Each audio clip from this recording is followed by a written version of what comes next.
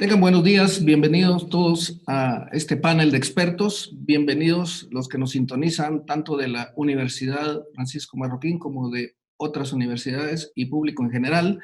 La Universidad y la Facultad de Medicina de la Universidad Francisco Marroquín hemos creado este panel de expertos para discutir aspectos principales sobre la enfermedad que en este año nos está ocupando la mayor parte del tiempo, el coronavirus.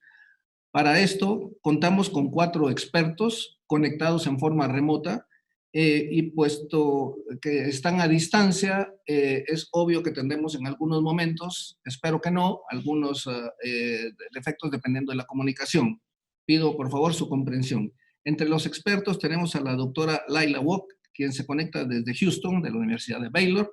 Tenemos al doctor David Prado, reconocido pediatra de Guatemala, al doctor Eduardo Aratón, reconocido por su lucha contra el SIDA, y al doctor Juan Manuel Rodríguez, eminente neumólogo de Guatemala. Voy a pasar a presentar al doctor David Prado ahora para que inicie con su conferencia en el cual nos hablará de las características del virus. El doctor David Prado es pediatra, fue presidente del Comité de Hepatitis Viral de la Sociedad Latinoamericana de Infectología Pediátrica, es miembro directivo de la Sociedad Mundial de Infectología Pediátrica, es catedrático de esta casa de estudios de microbiología, tanto en la Escuela de Nutrición como en la Facultad de Medicina. Fue egresado de la Universidad de San Carlos y realizó los estudios de pediatría en el Hospital San Juan de Dios. Es fellow de biotecnología de la Fundación Rockefeller. Doctor David Prado tiene el audio disponible a partir de ahora. Muchas gracias, Estuardo. Es un inmenso gusto estar con ustedes y mil gracias porque me ha correspondido el tema del virus que se volvió viral. Es un honor tener a la doctora, pero he de reconocer que Guayo, Juan Manuel, fueron mis residentes cuando yo era apenas un estudiante, y querido Guayo y Juan Manuel, no es por hacer una alusión a la edad que menciono esto. Así que mi nombre es David Prado y es un gusto compartir esta sesión con ustedes, con un dilecto grupo de profesionales y amigos. Y de nuevo, mi tema es el virus que se volvió viral. Y por supuesto, y me encantaría que las diapositivas corrieran, algo ocurre, pero aquí va. Y por supuesto me refiero al microorganismo denominado coronavirus 2 del síndrome agudo respiratorio severo y que produce la enfermedad COVID-19, que son las siglas en inglés para enfermedad por coronavirus 2019. ¿Por qué coronavirus? Coronavirus porque posee unas espículas o protuberancias específicas en la superficie que lo hacen ver como una corona. Pertenece a una vasta familia de virus múltiples animales. Y han sido estudiados desde hace 40 años por producir enfermedad respiratoria y gastrointestinal en animales domésticos. Y de esta familia extensa, en humanos, 7 han sido patogénicos. 4 son causa de catarros y otras enfermedades moderadas del tracto respiratorio superior, y de hecho son frecuentes y explican 10 al 30% de los catarros en adultos. Ahora bien, 3 producen enfermedad severa: el síndrome agudo respiratorio severo anterior, el MERS, síndrome respiratorio de Oriente Medio, el ME viene de Middle East, y ahora el COVID-19. El SARS ocurrió en 2002, 2003, causó un buen número de casos. Los casos fueron aproximadamente, Guayo me corregirás, pero fueron alrededor de 8,000 casos con una mortalidad del 10%, y el MERS, que todavía ocurre, produjo una mortalidad cercana al 30 y tantos %. Y estos virus, sin duda alguna, estudiaron muy bien a Darwin, hicieron bien su tarea. Y en la diapositiva tenemos el árbol filogenético, o árbol de la vida, como fue llamado, y tal y como Darwin lo dibujó.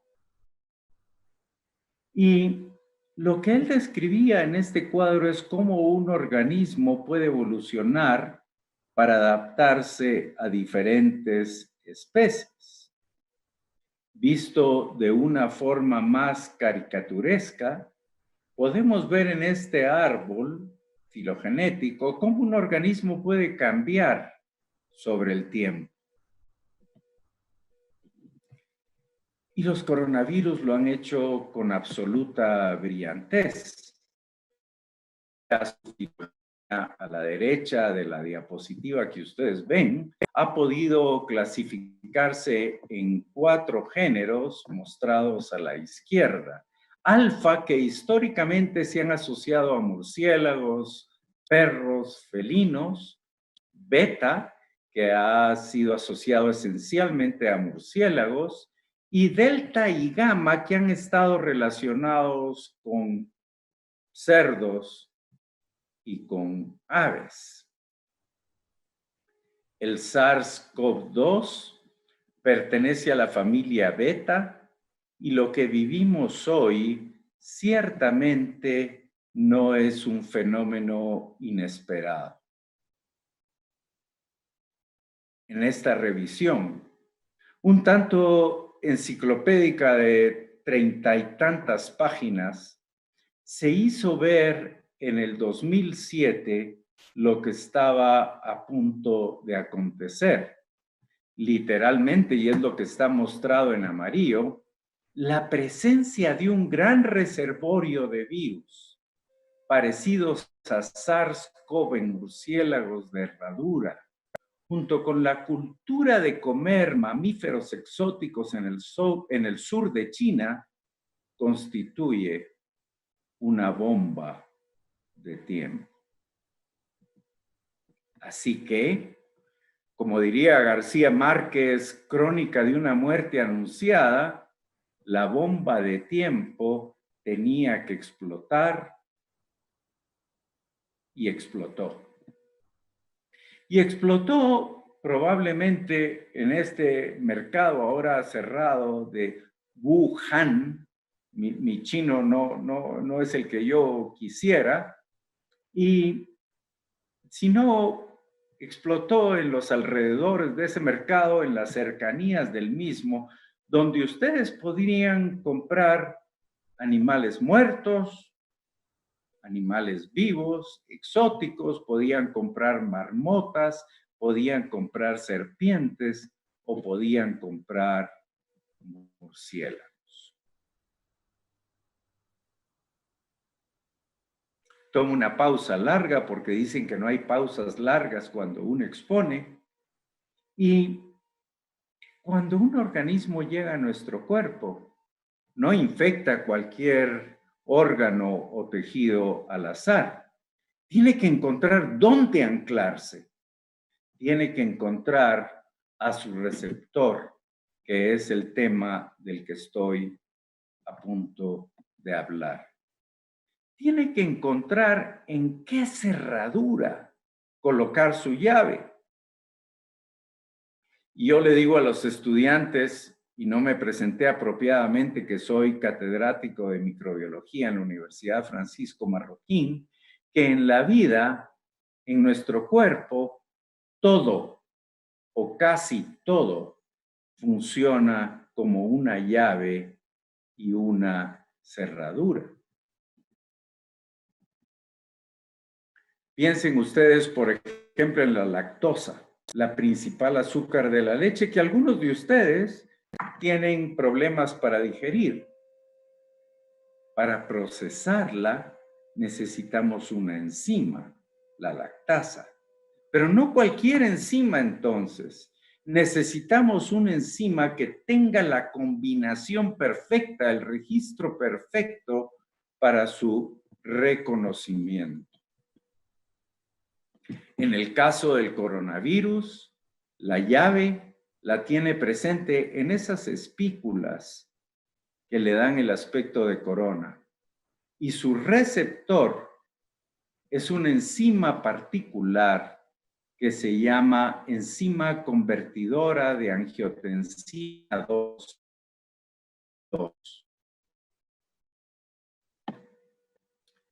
Esa enzima está presente en las células de los alvéolos.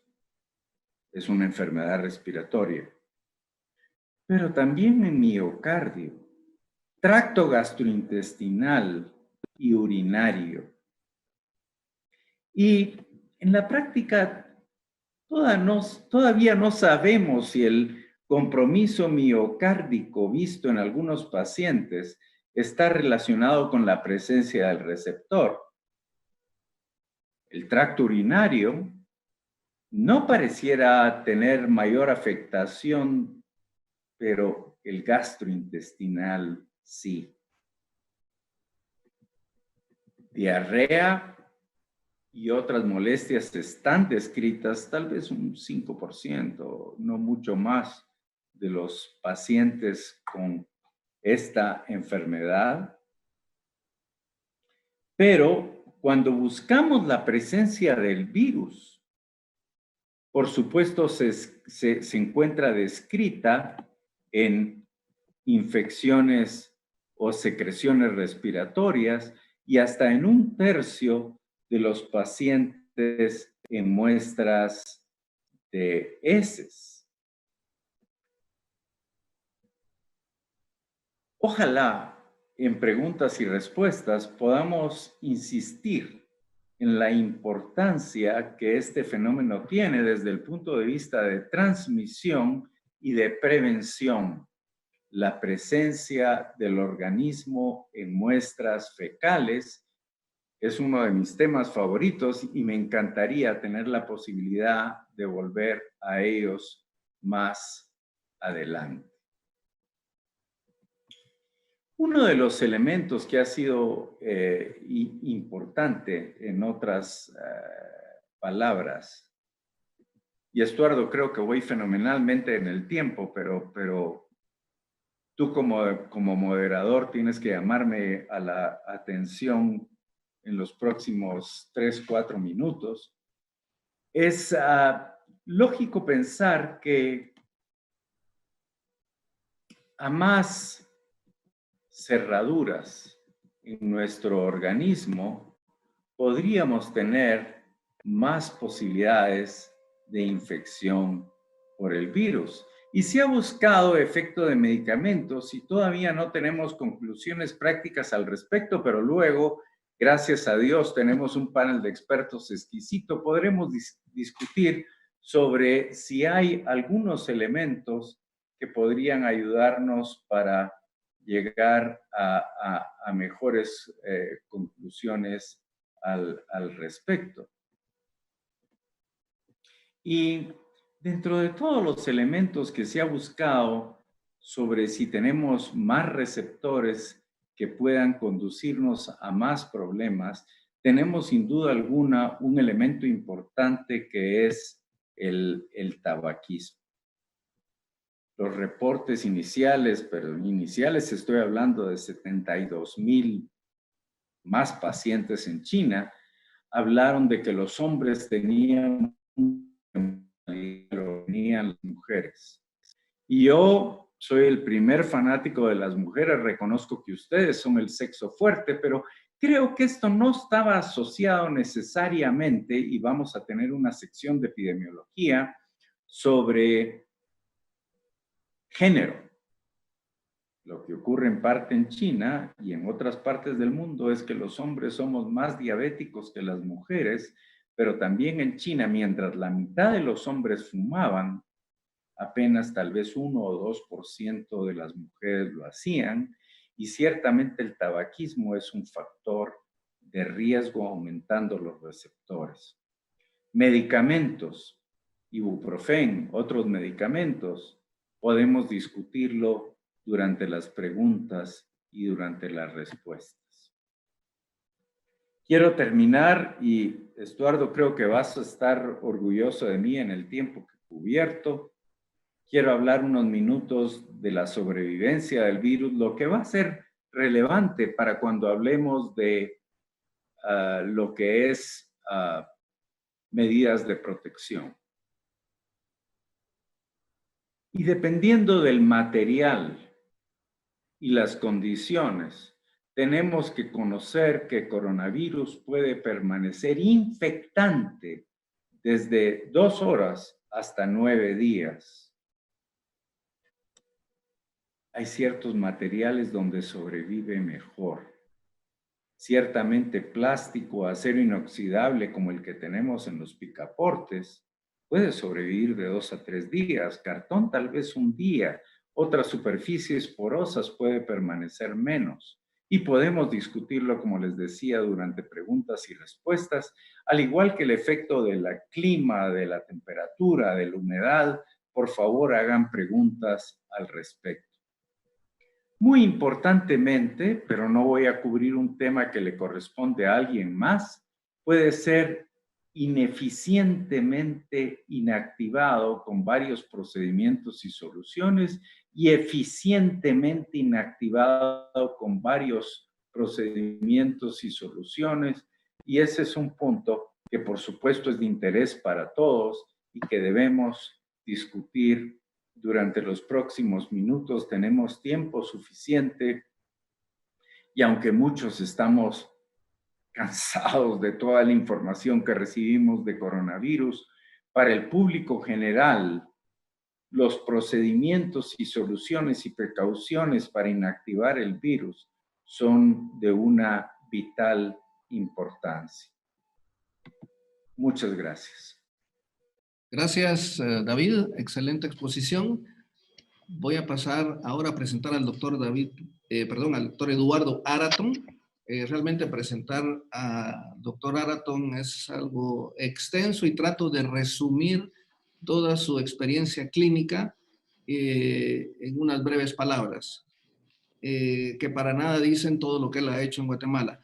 Es fundador de la Clínica Familiar Luis Ángel García, se ha dedicado enormemente a la lucha en contra del SIDA, trabajos extensos sobre tuberculosis y hongos, es miembro de la American Society for Microbiology y de la Asociación Guatemalteca de Parasitología, fue presidente de la Asociación Guatemalteca para la Prevención y Control del SIDA, estudió medicina en la Universidad de San Carlos y medicina interna en la Universidad de Wayne, y su especialidad en enfermedades infecciosas y micología en la Universidad de Stanford. El doctor Araton tiene múltiples publicaciones científicas y para mí es un honor presentarlo y un honor que esté aquí con nosotros. Doctor Araton tiene el micrófono. Muchas gracias, doctor Tessero. Gracias por la invitación para este panel de expertos. En realidad, yo creo que no habemos muchos expertos en una enfermedad que es nueva y de la cual no sabemos mucho todavía. Y entonces, eso nos está costando mucho para poder resolver muchos de los problemas. Yo voy a hablarles sobre la pandemia. Y la definición de pandemia es un brote mundial de una nueva enfermedad seria que requiere una transmisión sostenida por todo el mundo. Y esta es una definición de Anthony Fauci. Esta no es la primera vez que hay pandemias o que hay epidemias en el mundo. En realidad, desde la época medieval existían pandemias. Del lado derecho ustedes pueden ver un doctor, cómo se vestían en ese tiempo y con un pico grande. En la punta del pico ponían un algodón con perfume para no sentir los malos olores que existían en las calles en ese entonces por la epidemia. Y con este con esta vara que tenía en la mano, examinaba a los pacientes para no acercarse, entonces evitaba el contacto a pesar de que tenía guantes. Como ustedes pueden ver, no es muy diferente a lo que hacemos hoy en día. Les voy a dar la línea del tiempo del COVID-19. El 31 de diciembre de 2019 en China, la Organización Mundial de la Salud habla de 41 casos de neumonía misteriosa. El 7 de enero, autoridades chinas identifican un nuevo virus, y lo que es un coronavirus. Y el 13 de enero se reporta el primer caso fuera de China, en Tailandia. Es importante aclarar que el 7 de enero las autoridades chinas ya habían visto bien cuál era el virus, y además de eso lo lograron secuenciar y se envió la secuencia a todo el mundo. Ya para el 17 de enero en Alemania ya tenían pruebas para poderlo detectar, y en China 4 días después ya tenían pruebas para poderlo detectar. Fue una respuesta sumamente rápida, nunca habíamos visto algo por el estilo, y para la magnitud que tiene esta epidemia fue algo maravilloso que pudo haber sucedido de esa manera. Entonces, en los Estados Unidos se reportó el primer caso el 20 de enero del 2020. En Wuhan fue declarado en cuarentena o se aisló completamente el 23 de enero. La Organización Mundial de la Salud pensó en llamarlo una emergencia de salud global el 30 de enero. Ya el 11 de marzo ya era una pandemia. Y el primer caso que tuvimos en Guatemala fue el 13 de marzo del 2020. Dentro de la epidemiología, quiero explicarles que esta es una enfermedad que se transmite de persona a persona. Ya el doctor Prado les habló cómo posiblemente viene de los murciélagos con un hospedero intermediario. Y no les voy a hablar más de esto, más que si surgiera algo en las preguntas. El periodo de incubación es de 2 a 14 días, una mediana de 5.1 días.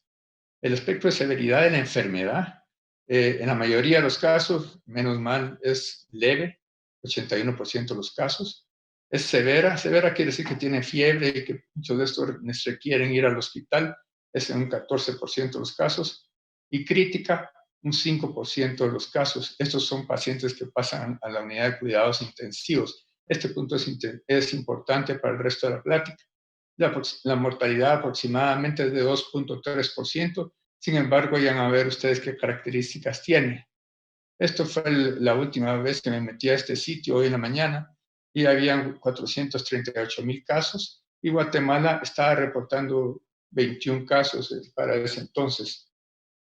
Estos fueron los primeros casos en Guatemala, y posiblemente esta fue la primera persona que estuvo infectado, falleció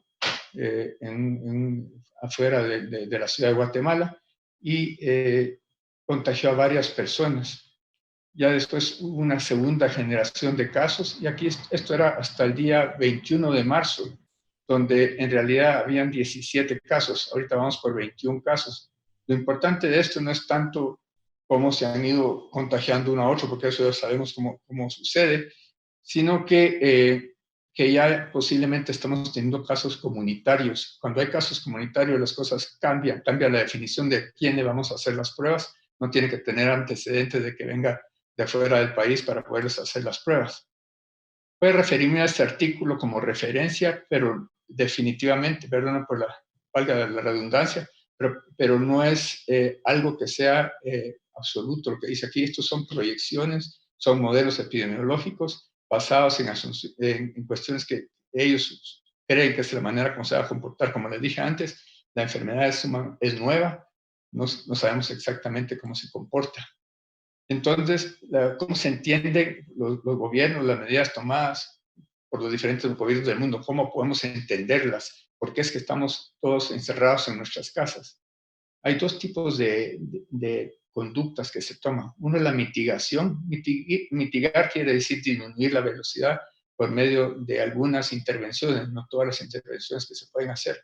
O sea, es un trabajo hecho a medias, podríamos decir, y la supresión es revertir el crecimiento de la epidemia. Entonces aquí hay distanciamiento social de toda la población, autoaislamiento, cuarentena, cierre de centros educativos, mantener las medidas por largos periodos de tiempo. Aquí esto no es constante hasta los 18 meses aproximadamente. Estos se están basando en el momento que va a haber una vacuna que lo pueda parar. Y entonces es posible que van a haber brotes pequeños de regreso, no sabemos qué va a pasar exactamente, pero cuando venga la vacuna y podamos vacunar a todas las poblaciones, posiblemente vamos a lograr pararlo. Estos son los parámetros que tomaron en cuenta. Acuérdense que solo es un modelo, no estoy diciendo que esto sea lo que va a suceder. Y el RO lo tomaron en cuenta. El RO quiere decir una persona infectada infecta más o menos a 2.4 personas más. Eso es lo que estamos viendo, ya lo sabemos por los estudios en China. Y ellos en su modelo epidemiológico toman de 2 a 2.6. El tiempo que se duplica el contagio en cada país es más o menos de 5 días. La mitigación es, lo que quiere decir, la mitigación es mantener un RO arriba de 1. O sea, una persona contagia más de otra persona. Y cuando tomamos las medidas de supresión, mantenemos un RO abajo de 1. Eso lo que nos hace es bajar los números de personas contagiadas. Entonces, la densidad de la población también se toma en cuenta. Hay lugares como Nueva York, que ustedes están viendo que está avanzando rapidísimo, y es porque están todos viviendo muy juntos, uno a la par de otro, donde se tiene contacto de la gente en los diferentes lugares donde uno vive. Se toman en cuenta datos del censo. Tenemos un censo reciente en Guatemala. Las edades de la población. Ustedes están viendo que, por ejemplo, en Italia hay mucha gente que está muriendo de eso porque tiene una población anciana, enferma, bastante grande también. También la densidad del sitio de trabajo tiene que ver. Hay lugares como mercados, como maquilas, como lugares donde se contestan los teléfonos, call centers, donde las personas están trabajando muy cerca uno de otro. Los periodos de incubación son de 5.1 días, más o menos en promedio, y se empieza a contagiar desde un día antes de los síntomas. Aquí está mal explicado. Y incluso 2 días después de que cesaron los síntomas, las personas siguen sacando el virus y pueden contagiar. Sin embargo, contagian más mientras más severos son los síntomas. La hospitalización es en un 30% de las personas que están infectadas, eso es en otros países. La estancia es de 8 a 16 días, y esto es lo que tomaron ellos en cuenta.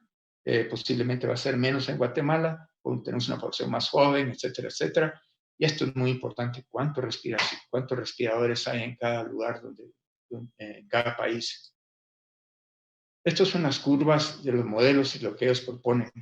Aquí esto es mitigación. Acuérdense que mitigación es que no estamos haciendo trabajo completo, y aquí estamos comparando en este eje las cantidades de camas por 100.000 habitantes. Es esta línea roja que ustedes ven aquí abajo, y la línea 0 es esta que está aquí abajo, un poquito más abajo. Si no hacemos nada, la epidemia se va a ir para acá y después va a empezar a bajar, después de haber producido muchísimo daño y de haber excedido el número de camas que existen en todos los hospitales. Entonces, eso es lo que no queremos que esté sucediendo. Después de eso, si cerramos los colegios y las universidades, como están ahora cerrados, va a bajar un poquito más. Si hay un aislamiento de la población, que lo estamos llegando completamente, pero estamos llegando, bajamos aquí. Aislamiento o cuarentena doméstica, la mayoría de personas están en sus casas encerrados en este momento, que es lo que queremos que suceda. Ustedes están viendo, entendiendo ahorita por qué baja un poquito más, y no hacer nada no es una opción cuando tenemos todos estos recursos. Después, un aislamiento y cuarentena doméstica y un distanciamiento social, especialmente en personas mayores de 70 años, vamos a lograr hasta acá. En este modelo que ellos es para Inglaterra, no es para Guatemala, está basado en las características de la Gran Bretaña, y se hizo por 3 meses. Cada uno de estos cuadros son 3 meses. Por otro lado, si se toman medidas de supresión, en este modelo ellos lo tomaron por 5 meses y efectivamente no suben mucho las curvas. Si se hace desde el principio y tempranamente, que es lo que creo que estamos haciendo en Guatemala, pero si se para, es posible que hayan repuntes de la infección. Esta parte nos preocupa, y entonces aquí existen otras estrategias, y una de las estrategias más importantes que nos estamos haciendo en este momento tanto como quisiéramos, es hacer pruebas a toda la población. En Guatemala ahorita tenemos más o menos 491 pruebas hechas hasta el día de ayer, mientras que en Corea del Sur hay 250.000 de pruebas ya hechas. Pues. Entonces son diferentes estrategias que tenemos que aprovecharnos de cualquier recurso que tengamos para poder parar la epidemia en Guatemala. Los gastos por salud por país, ustedes pueden ver esto de Latinoamérica. Y en Guatemala tenemos el gasto por habitante más bajo de toda el área centroamericana. Entonces, incluso más bajo que Haití. Entonces, el área en Guatemala tradicionalmente se ha invertido muy poco en salud y en este momento tenemos que ver qué hacemos para poder corregir esto. Tenemos que fortalecer muchísimo el sistema de salud y eso es lo que se está tratando de hacer en este momento. Esto es solo para que se den cuenta de las camas. Y esto es una de las cosas que nos preocupa, es que no tenemos suficientes camas ni respiradores para la cantidad de pacientes que posiblemente nos vayan a llegar. Guatemala tiene 0.6 camas, esto es por 1.000 habitantes, mientras que Cuba tiene 5.6. Esta línea verde que ustedes ven aquí es el promedio mundial. Entonces solo Uruguay y Argentina y Cuba están arriba del promedio mundial y ahí todos los demás países de Latinoamérica están abajo. Y esa es la razón por la cual se está abriendo el Parque de la Industria y se están abriendo otros centros para poder nosotros atender a la población que posiblemente van a demandar de servicios de urgencia y de respiradores. La estrategia principal para frenar la epidemia entonces es, según Kang Kyung-hwa, que es ministra de Relaciones Exteriores de Corea del Sur, es ser abiertos, y esto es con respecto a los gobiernos, tienen que ser abiertos, tienen que ser transparentes, tienen que mantener a la población completamente informada, y eso es importantísimo, porque si no se pierde la confianza en los gobernantes y se vuelve un caos la situación que estamos viviendo. Tiene que tener un ministerio de salud eficiente. En Guatemala eso tenemos que ver cómo trabajamos en esto y tener gente capaz que sepa qué hacer en estos momentos y que todas sus decisiones estén basadas en evidencia, en cosas que sabemos que existen, que están comprobadas en la literatura afuera. Existe un montón de mensajes en Internet, en todas las redes sociales que son falsos. Cuando ustedes vean los mensajes que les llegan, por favor, fíjense de dónde viene la fuente. Y hay fuentes que son bastante más fieles, fidedignas que otras. Y estas son las que ustedes tienen que seguir. Y ahorita ya estamos embarcados en la primera estrategia de evitar la epidemia. Y lo que tenemos que hacer en el futuro es hacer pruebas y hacer muchas pruebas y hacer muchas pruebas. Y esto es donde tenemos que trabajar, tenemos que descentralizar las pruebas. El Laboratorio Nacional de Salud no tiene una trayectoria de servicio. Necesitamos que haya múltiples centros donde se pueda hacer. Muchas gracias. Gracias, Eduardo. Excelente plática y creo que nos ha aclarado mucho el tema de la importancia que es aislarnos hoy en día para evitar una tragedia mañana. También otro comentario tuyo importante es pues las redes sociales en las cuales tenemos que tener precaución al interpretar lo que dicen porque encontramos de todo. Por favor, los que nos escuchan pueden hacer las preguntas a través de Facebook Live. Al final vamos a dar un tiempo para resolver las dudas o preguntas que ustedes puedan exponer ahí. Siguiente punto, vamos a invitar al doctor Juan Manuel Rodríguez. Es un experto en enfermedades pulmonares, en cuidado crítico, en inmunología y alergia. El doctor Juan Manuel Rodríguez hizo su residencia en medicina interna en el Hospital General San Juan de Dios e hizo su especialidad en cuidado crítico, alergia e inmunología en Tulane. El doctor Juan Manuel Rodríguez es un experto, como dije, en cuidado crítico, entonces nos pareció interesante invitarlo, dado que muchos de los pacientes tienen fallo pulmonar y ameritan una atención muy especial y es ahí donde ocurre la mayor mortalidad. Tiene múltiples publicaciones, fue catedrático de la Universidad Francisco Marroquín y es un exitoso neumólogo de Guatemala. Con ustedes, el doctor Rodríguez. Y las manifestaciones respiratorias pues, son muy importantes. Vamos a, en este corto tiempo, hablar sobre la clasificación de pacientes y sus manifestaciones clínicas, radiológicas, inflamatorias e inmunológicas por laboratorio. No todos los pacientes son iguales, ya se mencionó anteriormente. Un caso leve será un paciente que tiene síntomas leves sin cambios radiológicos. Moderado ya progresa a más síntomas con evidencia radiológica visible. Y severo es el paciente que entra en necesidad de oxígeno o ventilación y progresa rápidamente en sus infiltrados pulmonares en más de 50% en 24 o 48 horas. Y crítico es el peor paciente porque nos va a saturar la unidad de cuidados intensivos con demanda de ventilación mecánica. Se presentará con fallo multiorgánico.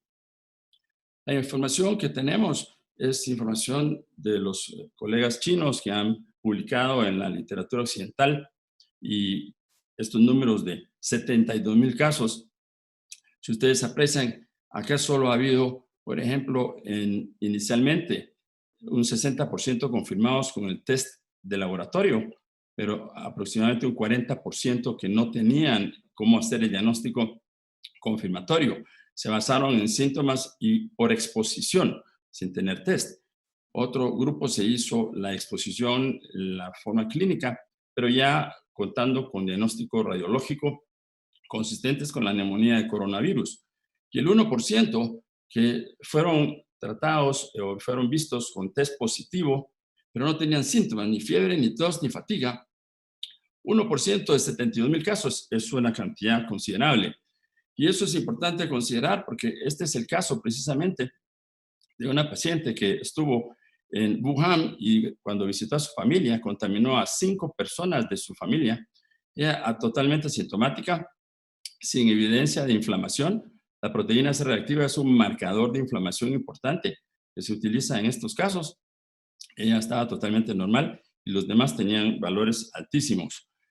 Acá vemos del lado izquierdo lo que ya se mencionó, cómo esta empezó como una neumonía diagnóstica, no se entendía qué pasaba y rápidamente, porque eso fue el 26 de diciembre, ya se pudo diagnosticar, pero todos estos casos en azul eran pacientes que no se les contaba un diagnóstico definitivo. Cuando ya se contó con el laboratorio, pues obviamente se confirmó y estos son casos en ascenso, curvas muy altas porque era una epidemia. Las manifestaciones clínicas, 90% va a ser fiebre y tos seca. Sin embargo, si esto progresa, ya es manifestada por dificultad respiratoria, es un caso más serio. Se ha reportado recientemente por los otorrinos, tanto de Francia como de Inglaterra, la pérdida del olfato.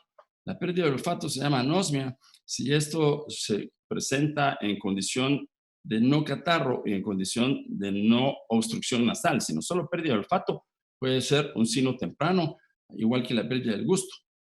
Ahora, algunos pacientes se han presentado con diarrea y dolor de garganta y picor de garganta.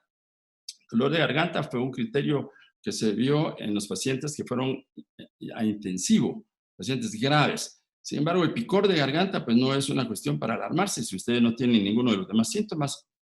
Algunos se han sentido mareados, han tenido síncope y dolor de cabeza. Ahora, en un grupo de pacientes hospitalizados, imagínense, en 552 hospitales en 30 provincias, muy importante que la fiebre solo se vio en un 44% inicialmente. Sobre el curso de la enfermedad, pues se presentó ya en un 90%, y la tos se vio prácticamente en 2 de 3. El periodo de incubación en este grupo reportado siempre de estos pacientes es prácticamente 4 días, y en Estados Unidos se ha centralizado la información estadística en la Universidad de Johns Hopkins. Ellos, usando todos los datos que se han colaborado, porque los chinos dieron sus datos abiertos también, establecieron un periodo de incubación aproximadamente de 5 días, más o menos de 2 a 14, y para ser hospitalizados, el 100% estaban más o menos en 9 días. El paciente hospitalizado puede estarse enfermando tan rápidamente como en 24 horas. Ok, aquí tenemos el curso del primer paciente diagnosticado en Estados Unidos, quien regresó de China, y él, por las noticias, supo que había una enfermedad. Él se sintió que tenía fiebre, consultó a un centro de urgencias, donde primariamente lo mandaron a su casa, pero le hicieron el análisis y lo mandaron a llamar, lo hospitalizaron en un lugar donde estaba en filtro de aire. Este paciente, como ustedes ven, su primer síntoma fue tos y en algún momento empezó la fiebre ya a documentarse, pero realmente hasta el día 6, cuando tuvo fiebre, él se sintió corto de aire, tuvo que administrarse el oxígeno, nunca llegó a tener un ventilador, este paciente evolucionó bien y se fue. Tuvo tos todo el periodo de su hospitalización, tuvo fatiga, pero no le faltó el aire, tuvo náusea, tuvo vómitos, tuvo diarrea, muy importante, tuvo dolor abdominal. Y aquí es importante mencionar que el dolor abdominal es parte de una manifestación con un virus que si no tiene lo demás, pareciera no ser entonces contagioso, pero en el hospital de China, un paciente que mientras lo estudiaban por dolor abdominal, contaminó 10 personas más del sistema de salud. Mencionamos que entonces las imágenes son muy importantes, idealmente podría ser una tomografía de alta resolución, el diagnóstico temprano. No contamos con tantas, pero el hospital de zona 9 del Parque de la Industria tiene 4 tomógrafos. Las radiografías entonces van a ser el arma inicial y por supuesto día a día en intensivo. Importante que tenemos que darle seguimiento cada 2-3 días cómo van los pacientes, porque pueden haber consolidados y manifestaciones aceleradas que nos cambia entonces de clasificación al paciente. En los pacientes descritos, más de 1,000 pacientes en rayos X, el 60% mostró algún cambio radiológico y el 86% un cambio tomográfico. Estamos dejando 14% que no mostró ningún cambio en tomografía. Aquí tenemos una radiografía del primer paciente diagnosticado en Estados Unidos que fue normal, pero al día 5, cuando él tuvo fiebre, ya se le ven infiltrados en ambas bases pulmonares. Este paciente logró egresar a su casa. Aquí hay una manifestación de varias formas como el virus va avanzando. La parte inicial, usualmente del lado derecho, se va a observar lo que se llama vidrio despulido o ground glass. Cuando avanza la enfermedad, va hacia los 2 pulmones. Aparte del cambio de vidrio despulido, aparecen engrosamiento septal interlocular y estas imágenes que se describen como crazy paving, que es más que todo como una forma de calle adoctrinada con las calles de la antigua. Al avanzar la enfermedad, hace unos infiltrados que ya son consolidados con broncoediema aéreo y engrosamiento de las pleuras. Este es el curso que tuvo un paciente mayor con diabetes y con hipertensión. Inicialmente un infiltrado basal, tanto derecho y pequeño izquierdo, pero ya para el día 15 este paciente había empeorado hacia ambos pulmones y el día 18 estaba con derrames pleurales consolidados. Este paciente eventualmente murió. No siendo así el caso de esta paciente que ingresó con consolidados y broncoediema aéreo, poca cantidad de ground glass o vidrio despulido. Al día 7 manifestó un poquito más de vidrio despulido, pero la evolución fue muy satisfactoria. Esta paciente egresó y no tuvo complicaciones al final. En este estudio de radiología, predominantemente, 81 pacientes, 15 fueron diagnosticados únicamente por tomografía, no por diagnóstico de laboratorio. En los casos críticos, mencionamos que estos tienen 3 fases. Una etapa temprana donde un paciente se le debe ofrecer lo que pueda ser el máximo tratamiento para que no se nos muera. Aquí existe lo que se llama el índice de oxígeno, lo que se le mide al paciente con lo que se le aporta. Normalmente una persona sana tiene un índice de 500. Cuando ya estamos debajo de 150 y 100, ya requerimos oxígeno y según eso empeora, vamos hacia un ventilador. Y si tenemos un índice de menos de 60, los ventiladores ya no funcionan y es necesario entonces lo que se llama una oxigenación extracorpórea y hay un fallo de todos los órganos y se necesita entonces el soporte de tecnología muy avanzada que no contamos en Guatemala. Esta es la evolución de lo que llamamos de un pulmón blanco. tenemos todo el infiltrado pulmonar, prácticamente áreas muy pequeñas de tejido sano, y esto es un paciente que evolucionó y falleció, no hubo respuesta. Aquí hay dos gráficas interesantes. La de arriba es sobrevivientes y no sobrevivientes. Resalta en estas gráficas, esta línea roja son los pacientes que fueron ventilados. En 32 pacientes solo uno sobrevivió. O sea que estar ventilado es un signo de mal pronóstico. Ustedes pueden apreciar que esta línea gris, durante todo el curso de la hospitalización en los dos grupos, el test de laboratorio para RNA SARS-CoV-2 fue positivo. No sabemos cuánto es lo que puede durar. Algunos han sido hasta 37 días que pueden ser positivos. El promedio de los pacientes para fallecimientos fue de 18 días y para los que progresaron y sobrevivieron fue de 21 días. Es importante que debemos medir la respuesta inflamatoria de los pacientes. La proteína C reactiva es el marcador más importante, que va a estar elevada. La procalcitonina es un marcador que usualmente es normal cuando se trata de una infección viral, y si la encontramos elevada, va a ser en pacientes que puedan tener entonces una sobreinfección. La ferritina es otro marcador, como el dímero D, los linfocitos y la DHL, la troponina, que vamos a ver ahí más adelante. Quiero enfatizar es que estas se llaman interleuquinas y son citocinas que no podemos nosotros medir en Guatemala. Esta gráfica en rojo muestra los pacientes que fallecieron, los no sobrevivientes, versus los que sobrevivieron. Aquí tenemos el dímero D, que es un marcador de coágulos cuando estamos desintegrándolos internamente, y estos tienen una elevada, marcada presencia de dímero D, y IL-6 es el marcador de inflamación, una citocina muy importante, y la eleva tremendamente en los que se fallecen. Igualmente, este es un marcador de daño cardíaco. La troponina se eleva, y esta es una enfermedad que no va a ser únicamente de pulmón. La ferritina es un marcador muy importante de enfermedad aguda. Los glóbulos blancos bajos, y especialmente los linfocitos, marcadamente distintos de los que fallecen con los que no fallecen. Igualmente, la deshidrogenasa láctica se eleva mucho, y esto porque es una manifestación sistémica que refleja hígado, sangre, médula ósea, pulmón, cerebro, corazón. Por tanto, cuando hay una elevación marcada de estas citocinas, lo denominamos una tormenta de citocinas, que para poderlas eliminar, esto es una respuesta inapropiada del cuerpo queriendo ayudarlo. Las citocinas llegan hacia el mandado a hacer un ataque equivocado hacia los distintos órganos, y eso origina lo que se llama un fallo multiorgánico, y eliminar esto se puede hacer en una forma de un sistema de soporte artificial de hígado, ultrafiltración, y son aparatos con los cuales no contamos en Guatemala.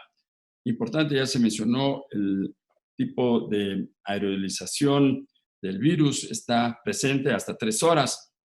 Los pacientes infectados no deberían de nebulizarse. En Guatemala la cultura de nebulización con solución salina es muy común. Esa nebulización ya sabemos que puede quedarse en el ambiente, en el plástico, en el acero, hasta 3 o 4 días. Entonces es importante no hacerlo en pacientes ya contaminados. Los coronavirus no son nuevos. En los últimos 3, 4 años hemos tenido nosotros el recurso para medir en los pacientes hospitalizados con mayor relevancia 4 grupos de coronavirus que existen en un kit. Sin embargo, el Instituto Karolinska de Suecia ha estado investigando los coronavirus y ha visto que son en picos durante la época de tiempo frío. Ellos pronostican que el coronavirus vino a quedarse, que va a haber un descenso marcado durante el verano, pero el repunte en el invierno es 10 veces más. Quiere decir que vamos a tener posiblemente más casos en 18 meses. Conclusiones: la tos y la fiebre son los síntomas más importantes y comunes, pero la disnea y la fatiga pueden implicar un cambio hacia la severidad. La pérdida del olfato y el gusto podría ser un signo temprano de la enfermedad. Los laboratorios definitivos, pues el test que es de PCR, que está centralizado actualmente, pero tenemos recursos para ver qué tanta inflamación tienen los pacientes, Igualmente tenemos que disponer de cambios tomográficos. La tomografía temprana nos ayuda al diagnóstico y también nos da una idea del pronóstico de estos pacientes. La evolución hacia el estado crítico requiere un manejo intensivo con ventilación mecánica, medicamentos costosos, complejos y se traduce en muy mal pronóstico. Paciente intubado y ventilado debería estar persinado. Muchas gracias. Gracias, doctor Rodríguez. Una presentación que nos dice mucho de que las medidas de prevención son más importantes, pues obviamente cuando el paciente está en intensivo va a ser más difícil atenderlo, más caro y con peor pronóstico. Entonces, los casos que se prevengan, que no lleguen a intensivo, creo que es una gran ganancia para el sistema de salud, ¿no? Pasamos a nuestro siguiente conferencista, doctora Laila Bock, te damos la bienvenida desde Estados Unidos. Creo que, como decía el doctor Araton al inicio, esta es una enfermedad donde muy pocos tenemos experiencia, pues es una enfermedad nueva. Sin embargo, tú estás ahora en el ojo del huracán, estás en la trinchera, en la primera línea y probablemente ya has tenido casos o has estado cercano a los casos clínicos. Entonces, te invitamos a dar un panorama de qué es lo que estás viviendo y tu experiencia. La doctora Laila Bock es egresada de la Universidad Francisco Marroquín, hizo medicina interna e infectología en la Universidad de Cleveland, es directora del Departamento de Medicina Tropical de la Universidad de Baylor en Houston, Texas, y recientemente ha editado un libro precisamente sobre estas enfermedades altamente transmisibles en cuidado crítico. Están viendo una portada del libro. Este libro lo editó ella, o lo publicó más bien, este año. Como avanzando, es una publicación para mí futura, pues, porque la tuviste que haber estado escribiendo antes de que todo esto ocurriera. Bienvenida, Laila, es un gusto tenerte aquí en Guatemala y vamos, te dejo el micrófono. Bueno, yo les voy a hablar sobre el tratamiento o el posible tratamiento de lo que es el coronavirus, lo que sabemos ahorita. Entonces les voy a hablar sobre el tratamiento del coronavirus, la actualización de trabajo bajo investigación. Yo no tengo ningún conflicto de interés y recibo honorarios de ciertas de la Sociedad de Medicina Tropical y del ITSA y de los lugares que escribo artículos. Entonces, como ya han explicado varios, el coronavirus viene siendo un virus respiratorio, un SARS-CoV-2, el cual como lo describieron, que ingresa en los receptores ACE2. Esto es importante saberlo para saber cómo uno va a tratarlo y qué posibilidades uno tiene para desarrollar vacunas. El tratamiento de eficacia ha sido comparativo. Uno de los que vamos a hablar o de los que se han podido es el remdesivir, igual que el lopinavir y ritonavir, igual que el interferón beta, y esos se estudiaron la primera vez con un primo del coronavirus, el MERS. O sea que estos tratamientos no son nuevos, son tratamientos que ya han sido utilizados y hemos estado tratando de ver que también funcionan. Y por ahorita no tenemos ningún tratamiento para el SARS-CoV-2 y este es el problema, que todo el mundo quiere tener un tratamiento por el daño hacia los pulmones y la alta mortalidad que tiene. Uno va a oír en muchos lugares sobre muchas terapias, pero ninguna está todavía basada en evidencia. Lo que queremos hacer es hacer ensayos clínicos para tener y poder tener tratamientos sin causar mayor daño. Entonces, algunos de los medicamentos que se han tratado es, por ejemplo, se ha usado la cloroquina, que es la que han oído como antimalaria, donde hace un inhibidor de la polimerasa, antirretrovirales como el Caletra, que es el ritonavir, lopinavir, que es el VIH, otros como antivirales, que es el remdesivir o el favipiravir, que se está viendo, y monoclonales que lo vemos en el área de antiinflamatorio como el toxilumab y el cirilumab, que son vistos muchos en la artritis reumatoide. Todos estos dan diferentes modalidades de tratamientos o posibles tratamientos para el coronavirus que tenemos. En esta tabla, en la tabla 4, estas son todas las pruebas existentes que hay para tratar. Hay más de 10 medicamentos que se están reutilizando para poder usar.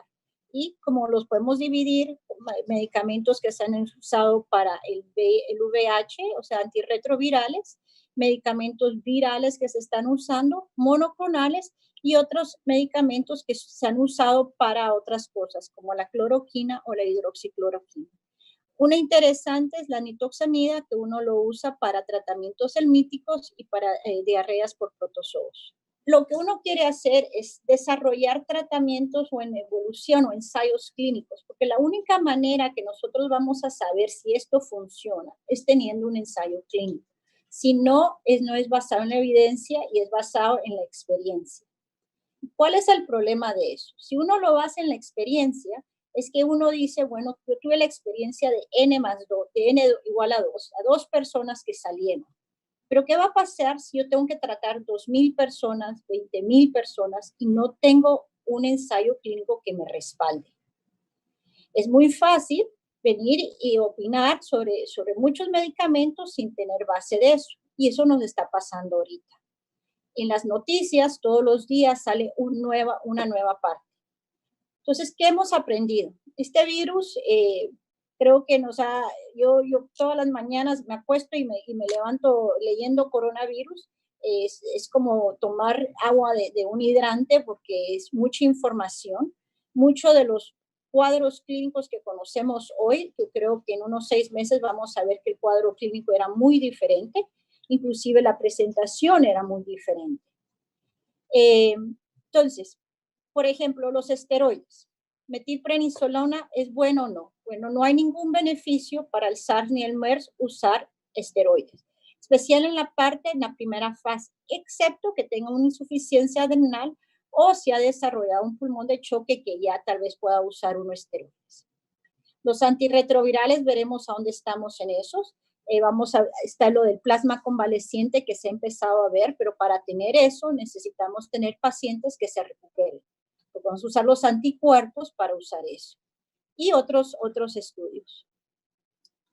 Entonces, mucho se ha hablado del Kaletra, el antirretroviral. Me acuerdo yo que cuando salió la primera vez que aparecieron los casos en Hong Kong, se puso en Twitter que se podía usar el lopirritonavir. Bueno, veamos qué datos científicos tenemos con esos.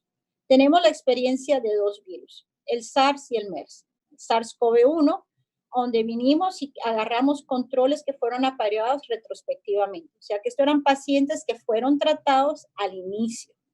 Una N muy pequeña, es ideal para hacer un piloto, pero no ideal para dar una recomendación. ¿Qué es lo que vimos? En la gráfica, como pueden ver, de día 5 a días, después de 5 días, hubo una menor mortalidad en el grupo que recibió lopirrito. Tuvo una menor intubación y mejor uso de esteroides. En la gente que lo usó de salvamento, bueno, no tuvo ninguna diferencia.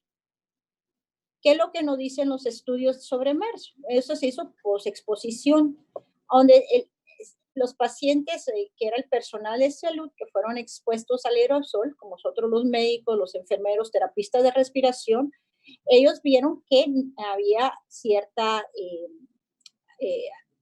protección contra el MERS. Lo otro que sabemos es que la cantidad de lopirrito que uno necesita en los tejidos es casi lo más de lo que damos, son casi 2 gramos diarios. ¿va?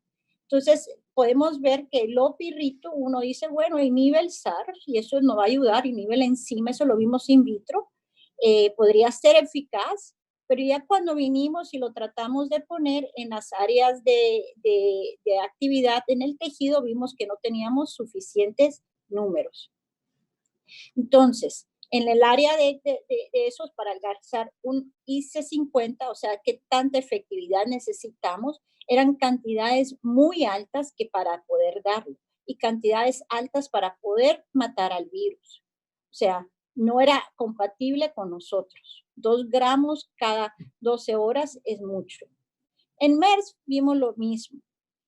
Vimos que se manejaba muy bien in vitro, era excelente, pero cuando ya lo vimos en animales, o sea, lo vimos en estudio de ratas y de conejos, porque generalmente tenemos el mismo sistema inmune, vimos que redujo la carga viral y mejoró la función pulmonar, ¿verdad?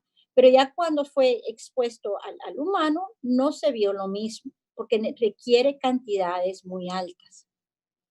Entonces, en el JAMA del 2020 de John Gerol, ellos hicieron, esta es la parte del ensayo clínico en China, es un estudio que fue completado y ya vimos la publicación que se las voy a presentar en unos momentos, que salió en el New England el 18 de marzo, y aquí estamos viendo la experiencia en Singapur. Se usaron dosis menores de 200 a 100, eran más pacientes en la serie, aquí podemos saber los pacientes eran una N de 50, 5 pacientes tratados con lopirrito, 3 mejor la oxigenación, 2 pacientes se deterioraron y 1 requirió intubación.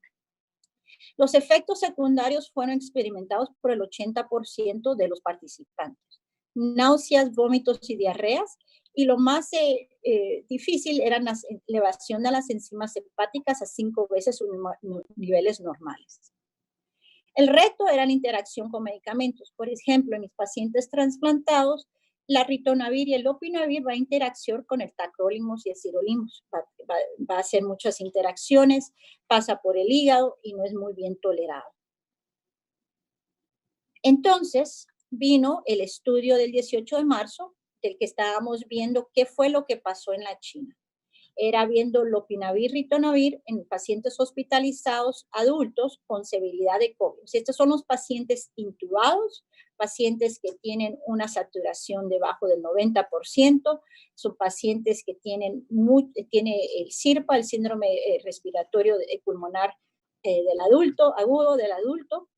Y este era el estudio que estábamos viendo. Este estudio abarcó a 357 pacientes, se dividieron en 2 grupos de 100 y 99, y cuando vemos el tiempo hacia mejoría clínica, no hubo diferencia estadística entre los 2 grupos. O sea, al día 1, al día 28, la diferencia no de que tanto mejoraba no se presentó. Entonces, lo que viene diciendo es que lo que habíamos visto en un ensayo piloto, un ensayo muy bajo, que ayudó, no es lo mismo que estamos viendo cuando hacemos eso a otro. Entonces, una de las recomendaciones de ahora que sí estamos tomando en los Estados Unidos es no usar lopinavir, ni ritonavir, ni darunavir, porque no hay evidencia que se vea. Ahora, hay estudios que va a abrir la OMS, que se va a estudiar el uso de Kaletra, especialmente en esos países que lo tienen fácilmente. El otro es, vemos de ahí de los antirretrovirales que se usan para el VIH, nos movemos a lo que es la cloroquina y el remdesivir. Esos estudios fueron empezados in vitro en pacientes que tenían coronavirus y se vio que tenían actividad antiviral. Entonces, en esta diapositiva lo que vemos es la célula. Vemos que la cloroquina y la hidroxicloroquina actúan a nivel de la endocitosis, a donde el coronavirus se une, es ingerido por la célula y es donde se va a reproducir.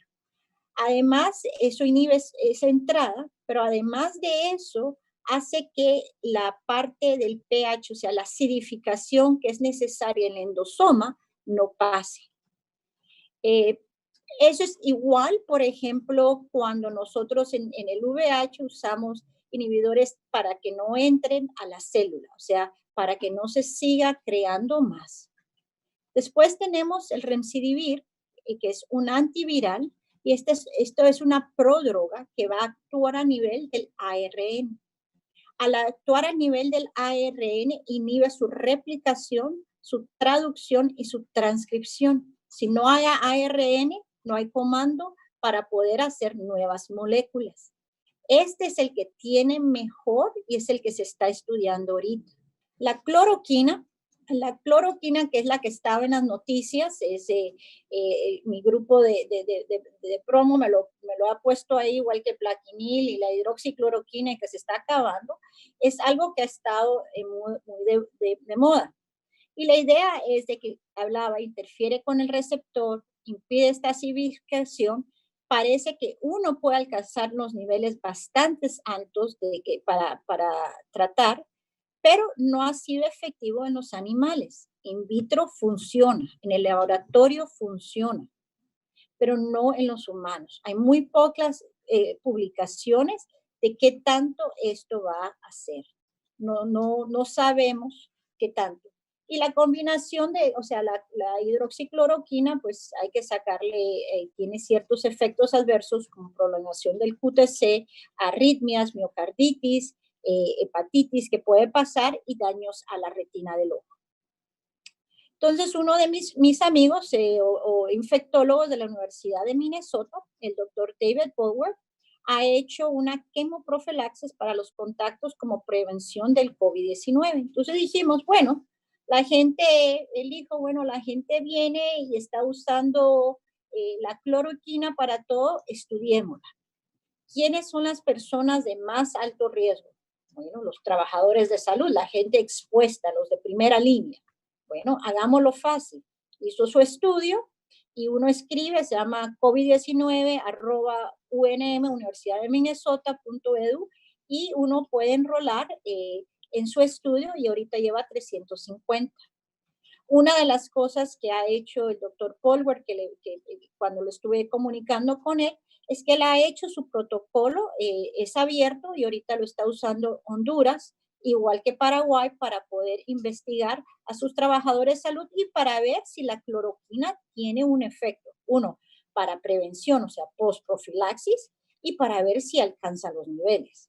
O sea, esa es la manera de ir avanzando la ciencia.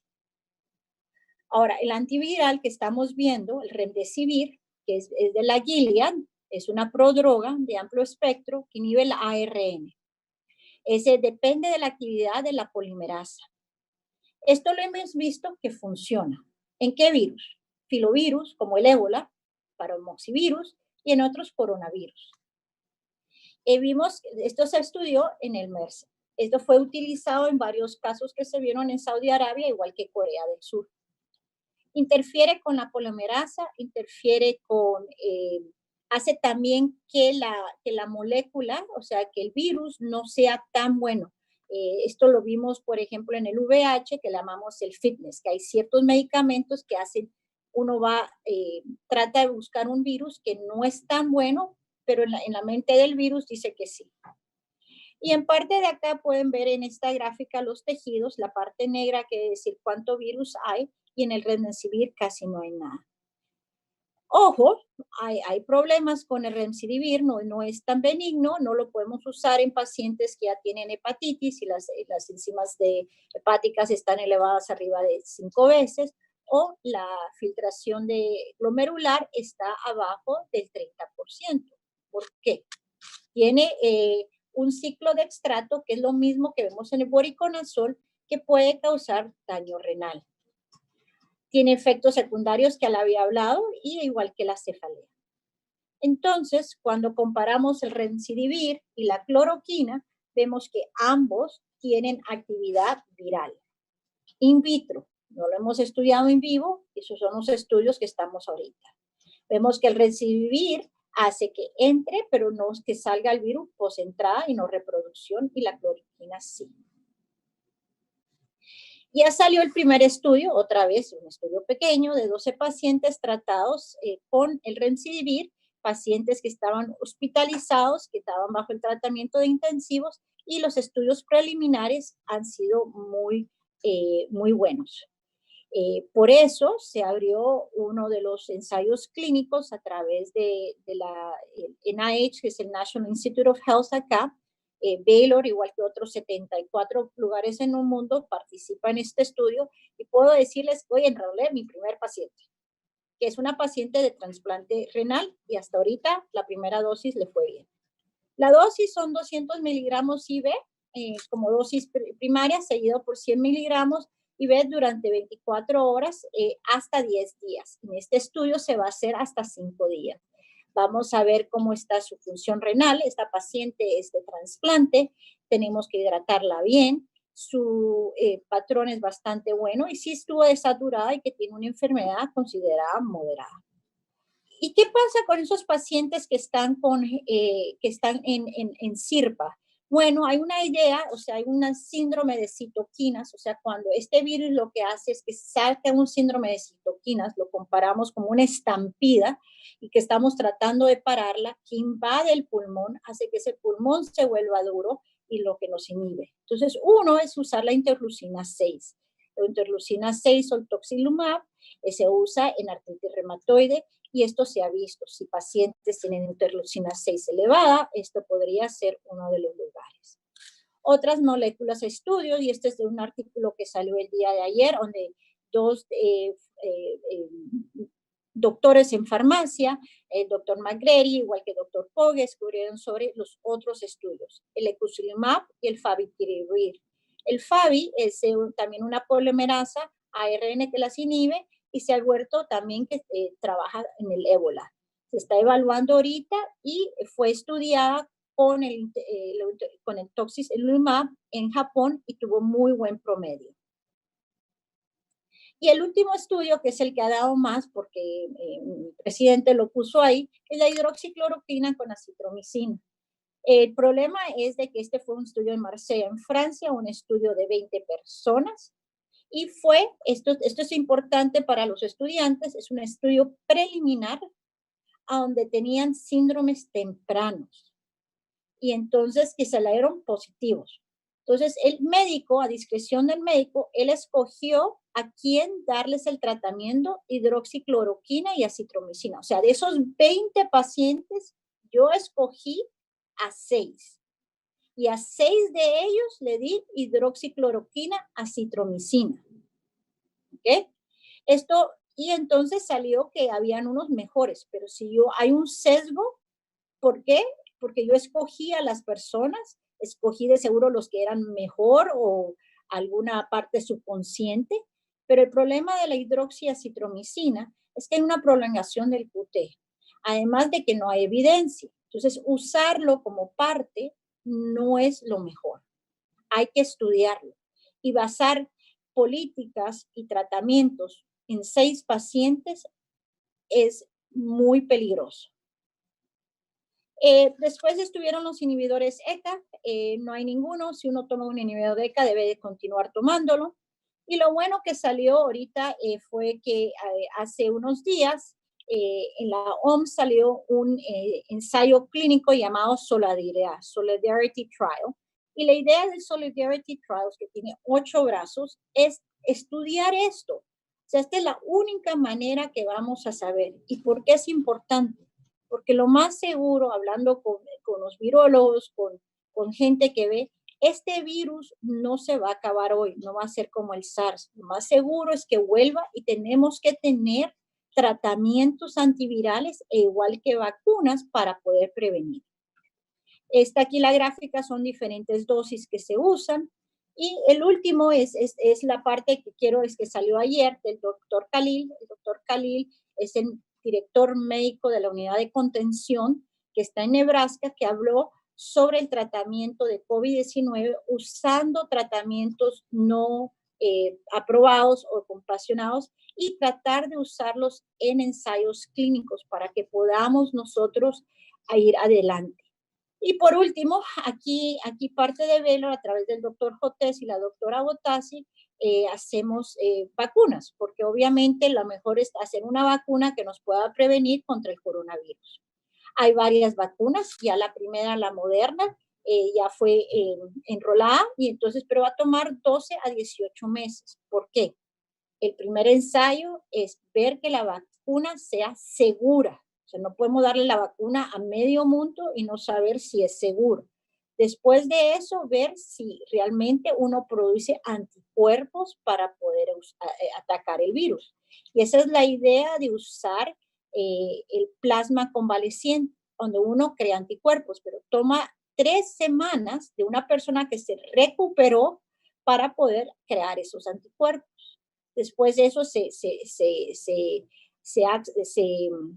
hace una transición, o sea, se dona la sangre, el plasma se saca de ahí y El plasma es el que uno inyecta a la persona y es el suero convaleciente. O sea, obviamente tiene otros problemas. Y por último, aquí están los dos lugares. Está el manuscrito de los doctores McCreary y del doctor Fogel sobre el COVID en el tratamiento.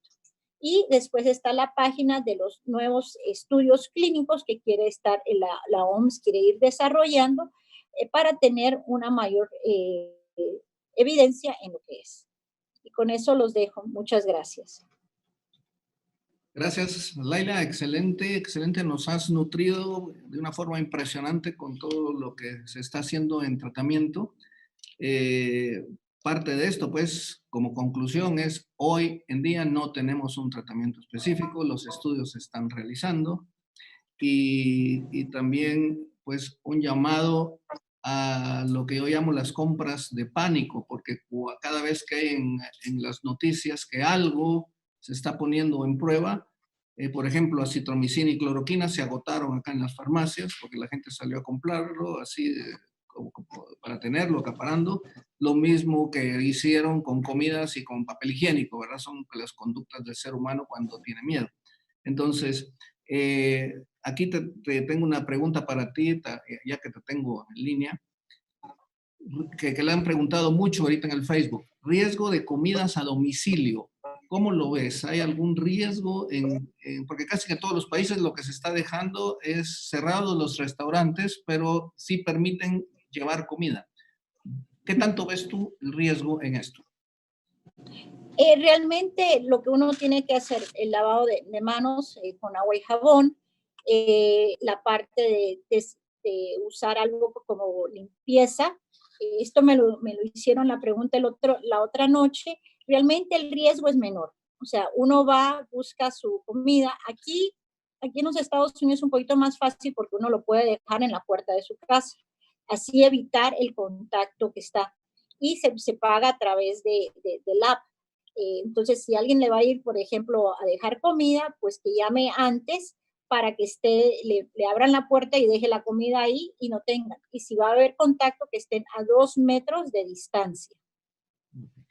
Una pregunta más para ti.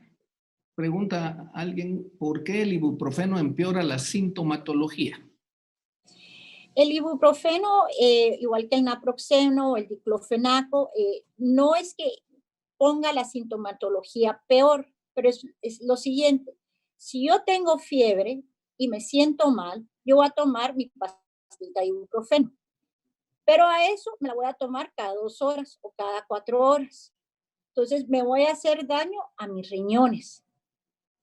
Entonces, además de eso, si no estoy tomando agua, me deshidrato, puedo llegar a un fallo renal.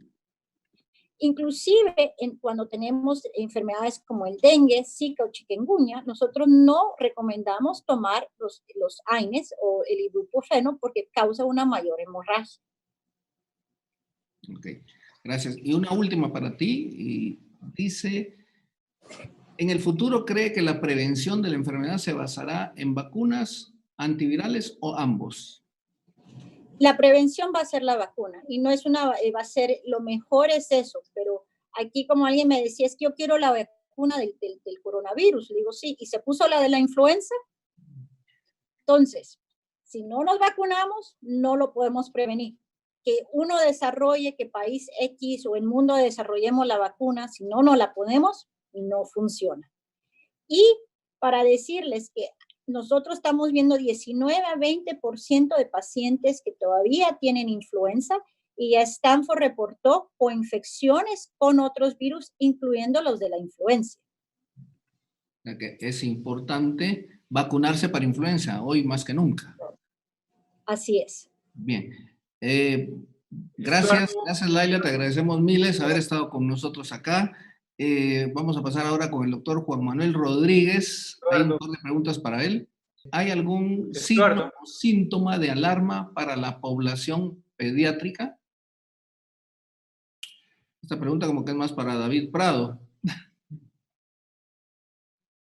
Estuardo, yo quisiera hacer un par de comentarios en relación a las preguntas que ya hiciste a la doctora. No sé si me estás escuchando bien, podrías mover la cabeza muy bien, empáticamente. Y he de referirme, creo que Guayo fue el que dijo que esto es un virus nuevo del que ignoramos muchas cosas. Y uno de los aspectos importantes es la transmisión fecal oral. Sabemos que el organismo se elimina en heces muchas veces antes de los síntomas respiratorios y hasta 12 días después, basado en detección, no necesariamente cultivo, del cese de las manifestaciones respiratorias. Esto abre la puerta a la posibilidad de transmisión fecal oral, y tú sabes que en Guatemala somos los campeones de comer heces biológica e ideológicamente, comemos heces con mucha frecuencia, de tal manera que la transmisión fecal puede ser importante. Y esto enfatiza la importancia del lavado de manos, no solo para transmisión respiratoria, sino potencialmente gastrointestinal. Y podría ser que en el futuro todo lo que es comida rápida, comida mal lavada, comida mal preparada, comida contaminada, tuviera un valor mayor que el que normalmente estamos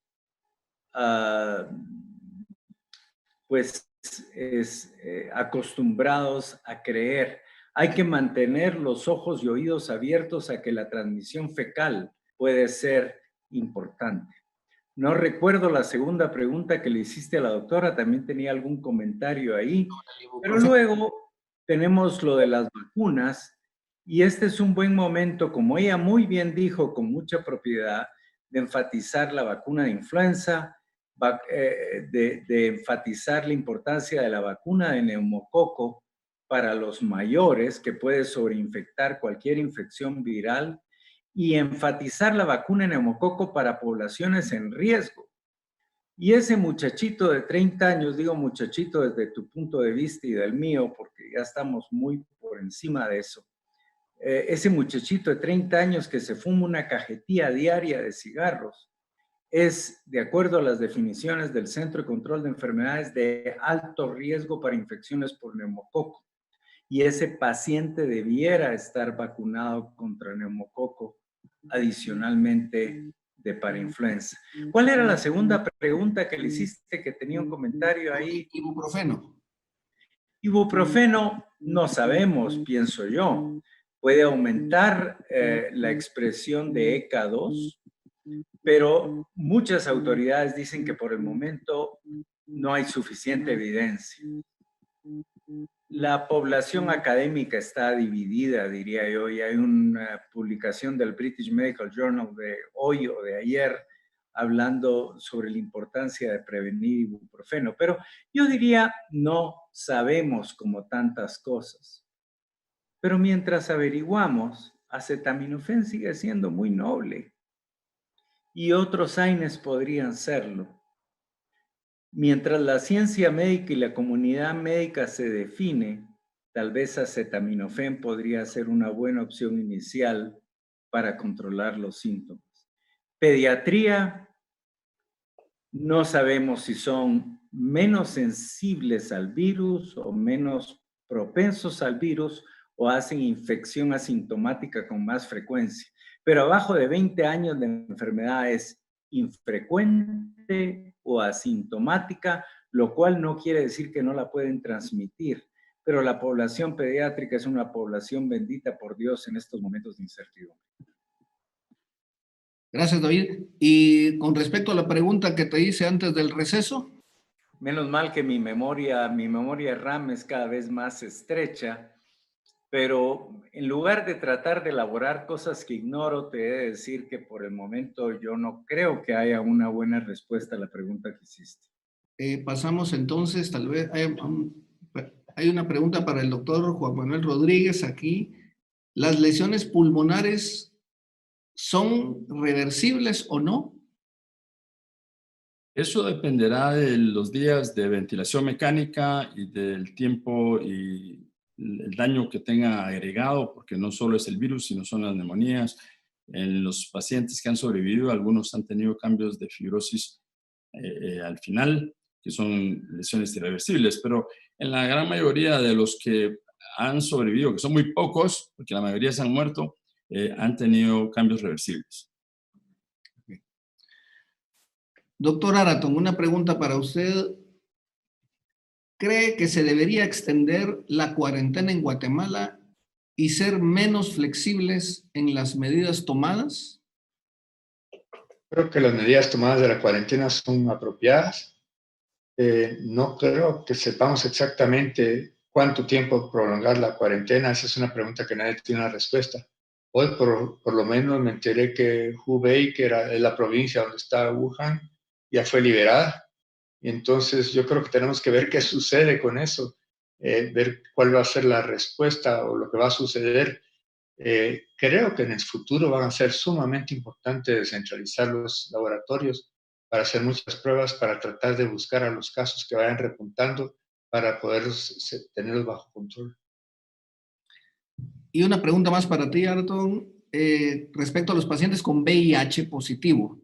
¿Deben optar alguna medida o qué recomendarías tú para estos pacientes? Sí, hay varias cosas con eso y no quiero extenderme mucho por el tiempo. Una de ellas es que los pacientes creen que están protegidos porque tienen inhibidores de proteasa. Se han investigado bastante sus medicinas. Otra cosa es que también si sus CD4 están altos, posiblemente arriba de 350 o no se sabe exactamente en qué lugar tienen que estar, yo creo que no van a estar, no son más propensos a tener complicaciones con esto. Con respecto a el proceso inflamatorio en los pacientes con VIH, hay algunas personas que piensan que van a estar protegidos porque hacen menos procesos inflamatorios cuando sus CD4 están bajos. La realidad es que no lo sabemos. Lo importante es que se tomen sus medicinas.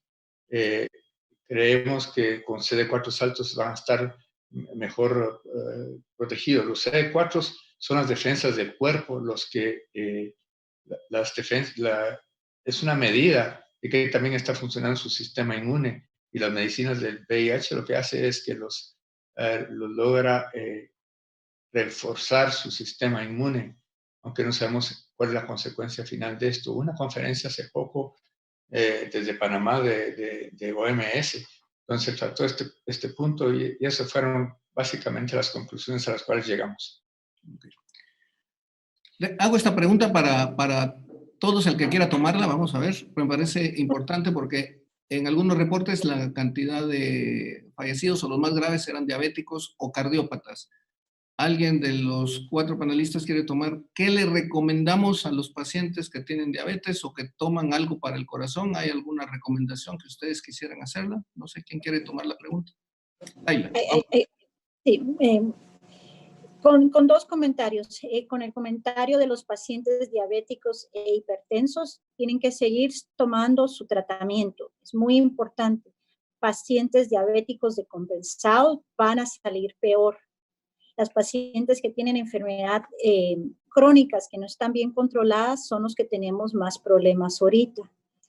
Con respecto al VIH, no hay muchos datos, pero sí puedo hablar de los pacientes que hemos tratado y realmente no hay diferencia.